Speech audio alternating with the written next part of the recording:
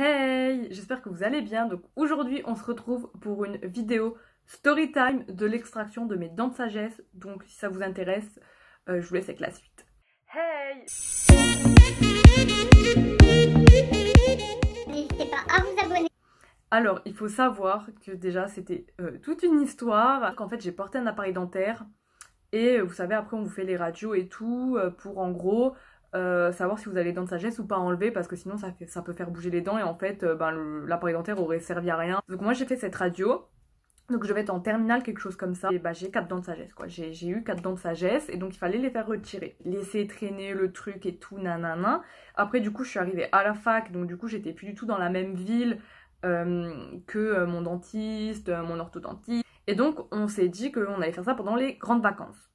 Arrivé les grandes vacances, donc on a pris un rendez-vous chez du coup un chirurgien dentiste qui était dans un hôpital et tout. Base, je voulais faire, vous savez, une extraction de dents de sagesse sous anesthésie générale. Du coup, on avait programmé une date, sauf qu'au final, entre-temps, en fait, j'ai grave flippé et je me suis grave renseignée sur l'anesthésie générale et je me suis dit, en fait, meuf, c'est 4 dents, oui, ok, ça peut faire mal et tout, mais non, je veux pas d'anesthésie générale en fait, j'ai pas envie d'aller à l'hôpital, j'ai pas envie d'être au bloc opératoire, j'ai vraiment pas envie de ça. En fait, en plus, j'avais pas envie d'être endormie finalement et que le mec fasse ce qu'il veuille dans ma bouche et qui, vous voyez, je sais pas, si la personne elle est endormie, ben il va se dire, je sais pas, genre je peux couper là ou genre, oh c'est pas grave si je lui triture ou que je la coupe là, vous voyez. Et puis en plus, il m'avait dit, le chirurgien, que si on pouvait éviter l'anesthésie générale, c'était le mieux. Il faut, enfin, surtout si on est jeune, il vaut mieux éviter l'anesthésie générale.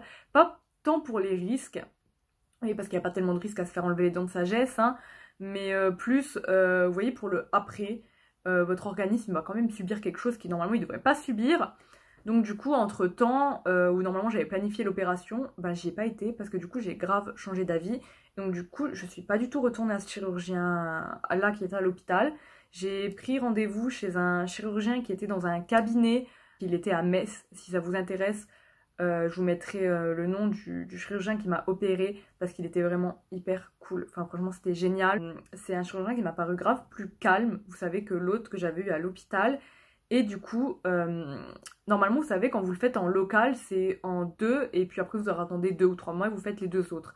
Moi, il m'a carrément dit, on fait les 4 d'un coup. J'étais comme ça, bon, bah, on fait les 4 d'un coup. Hein. Si vous le dites, on va aller, go, on va faire les 4. Donc, j'ai pris rendez-vous, c'était pendant les vacances d'octobre, là. Ouais, les vacances d'octobre, scolaires. J'y suis allée, j'avais vraiment très peur, c'est-à-dire que je flippais pas, mais le jour J, j'étais vraiment pas bien, limite j'allais pleurer, je me sentais pas bien, j'étais très stressée. Et franchement, ça s'est fait en même pas 30 minutes. Il m'a anesthésiée, je n'ai pas senti l'aiguille. Tout s'est passé, mais comme une lettre à la poste. C'est-à-dire que vraiment, c'était vraiment un chirurgien hyper cool parce que lui et son assistante, en fait, à chaque fois, vous savez qu'il allait faire quelque chose, par exemple, qu'il allait utiliser, je sais pas, un instrument. Il me disait, oui, donc là, on va utiliser ça. Ça risque de piquer, ça risque de nanani, vous allez sentir un petit craquement, nanani. Enfin, ils étaient vraiment grave à l'écoute, ils m'ont grave détaillé en fait ce qu'ils faisaient, à quel moment, qu'est-ce que j'allais ressentir, qu'est-ce que voilà, si j'avais mal de lever la main, est-ce que j'avais mal. Enfin, vraiment, ils étaient vraiment top. Donc, ce que je peux vous conseiller, c'est vraiment de trouver un bon chirurgien qui vous convienne. Ne prenez pas le premier si vous vraiment vous le sentez pas et que vous vous sentez pas rassuré. Changer, aller voir un autre. J'étais tellement stressée, j'étais tellement pas bien, limite je pleurais le matin, que quand est venu le soir et que je me suis opérée et qu'on m'a bien indiqué qu'ils étaient grave sympathiques et compréhensifs, qu'en fait ça a duré, comme je vous dis, 20-30 minutes, ça m'a pas fait mal. En fait, c'est même pas choquant, il n'y a pas tellement de bruit que ça, en fait, au final. C'est comme si vous allez chez le dentiste et qu'on vous fait un détartrage, en fait, pour vous dire, les bruits ou l'appareil dentaire, c'est pareil, en fait. C'est hyper rapide, vous sentez rien parce que vous êtes vraiment anesthésié. Ça, il y a peut-être des personnes qui se disent, ah, mais je suis anesthésiée, peut-être pas entièrement, non. Mais en fait, on sent rien. Genre, vraiment, vous sentez rien. Et puis, si vous sentez quelque chose, ben, on vous refait une piqûre d'anesthésie. Et même la piqûre, j'avais tellement peur de la piqûre, mais je ne l'ai même pas sentie, pour vous dire.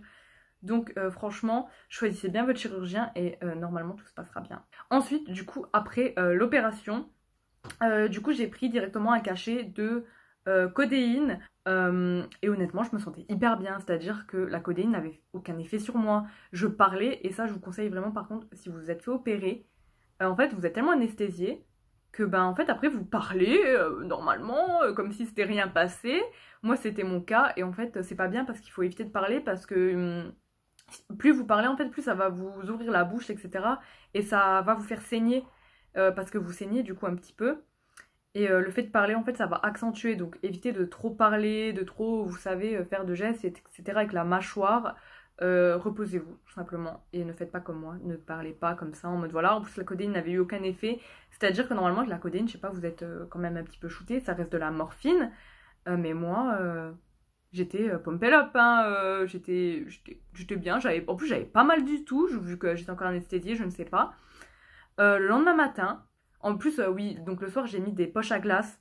Mais honnêtement, j'en ai pas mis. Enfin, j'étais pas comme ça à me tenir pendant 4 heures les poches à glace. Un jour, je l'ai mis pendant 30 minutes, ça m'a saoulée, j'ai arrêté. Hein. C'est pas bien, faites-le, mettez de la glace.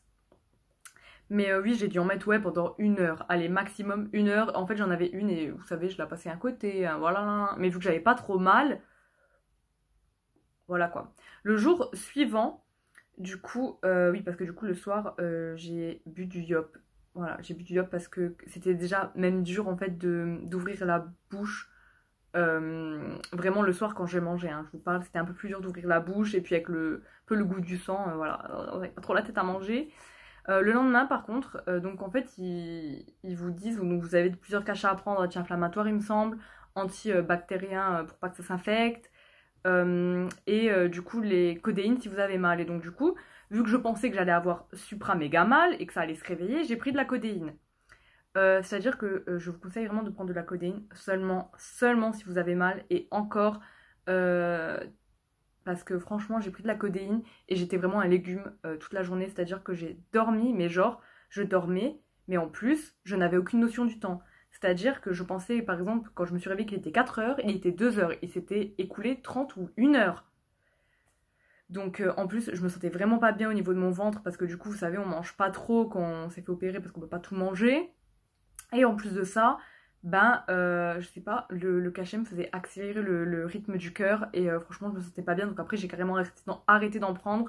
Surtout que j'avais pas mal, donc je voyais pas l'utilité.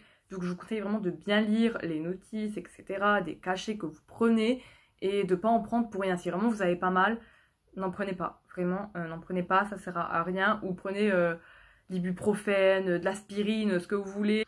Et c'est vrai que j'ai eu beaucoup de mal à manger. Dans le sens où en fait c'est plus l'ouverture de la bouche.